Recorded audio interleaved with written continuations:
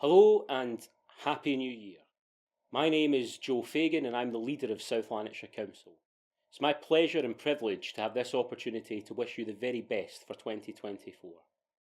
Hogmanay is a special time, with many deeply embedded traditions here in Scotland. One of those is seeing out the old year and welcoming in the new. When I look back to 2023, I think of a year that was, at the very least, a slight improvement on the year before. For me, 2022 will forever be the year we saw the worst cost of living crisis in generations. It will also be a year of political chaos in London and a brutal war in Ukraine. In 2023, we still suffered conflict around the globe, and I'm sure we are all still anxious for those living in fear in the Middle East. Here at home, many of our fellow citizens are still paying too high a price for poor decision making at a government level, because the cost of living crisis is still with us, with high inflation and rising mortgages, rents, food, energy and other costs.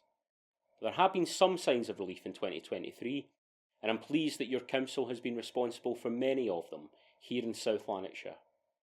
Thanks to the council's Labour-led administration, our budget included a number of key investments to improve our communities.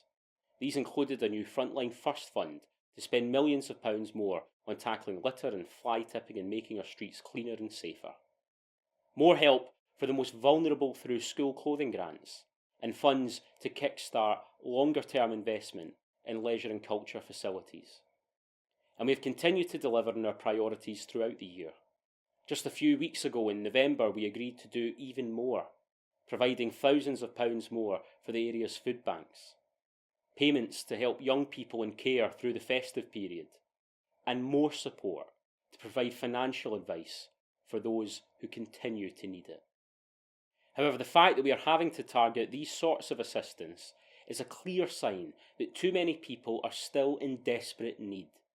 As we look ahead to 2024, I pledge that your council will continue to do all it can to help them and to help our communities by providing the best services we can in the toughest of times.